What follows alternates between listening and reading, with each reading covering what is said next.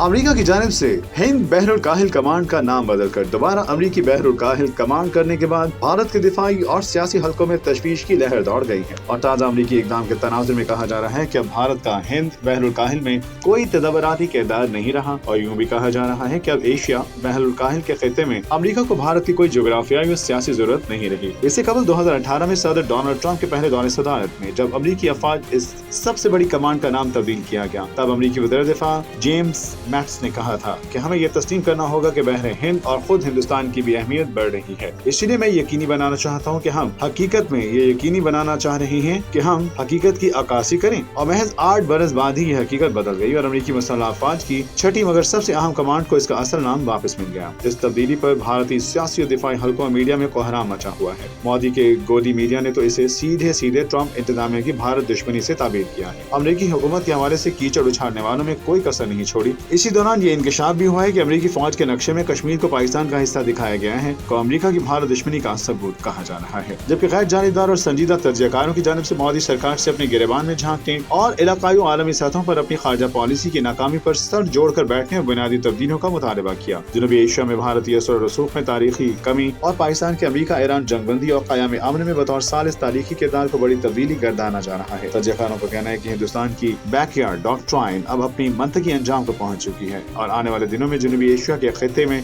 चीन और पाकिस्तान का सियासी, मुआशी और अस्करी असर और रसूख होगा। चनाचे पाकिस्तान के आमने के दाई मुल्क के तौर पर उभरते आलमी किरदार के पेश नजर इससे ताल्लुकात की बहाली और तनाज़ात के पुरअमन हल की जानिब पेशरफ्त वक्त की अहम जरूरत है। इस ज़िम्न में मुस्तहकम और आज़ाद हिंद बहरुल काहिल के तसव्वुर को अमली जामा पहनाने के लिए अमेरिका, ऑस्ट्रेलिया, हिंदुस्तान और जापान के दरमियान एक सिफारती शराकतदारी जिसे क्वाड इत्तेहाद का नाम दिया गया था का हवाला देते हुए कांग्रेस के रहनुमा और साबिक वज़ीर खारिजा शशि थरूर का तबसरा इंतहाई अहम है, जिसमें उन्होंने इस पेशरफ्त पर सवाल किया क्या ये इक़दाम क्वाड इत्तेहाद के ताबूत में एक और कील है। अमेरिकी मुसल्लह अफवाज के बयान में बताया गया कि अमेरिकी बहरुल काहिल कमान 70 बरस कबल सदर हैरी ट्रूमैन ने कायम की थी, जो कि अमेरिका के मुश्तरका जंगी कमांडर्स में सबसे कदीम और सबसे बड़ी है। अमेरिकी बहरुल काहिल कमांड अमेरिकी महकमे दिफा के यूनिफाइड कमांड प्लान (UCP) के तहत तैनात करदा 6 जोग्राफियाई जंगी कमांडर्स में से एक है और इस कमांड का दायरा असर दीगर तमाम जोग्राफियाई जंगी कमांडर्स के मुकाबले में दुनिया के ज्यादा हिस्से पर मौजूद है, जो अमेरिका के मशरकी साहिलों से लेकर बहर हिंद के और ये बाकी 5 जोग्राफियाई जंगी कमांडर्स के हदूद से मुतसिल है। इस कमांड के पास फौज, बहरिया, फिजाइया और मैरीन कोर की अफवाज के इस्तेमाल और इंतजाम की जिम्मेदारी है।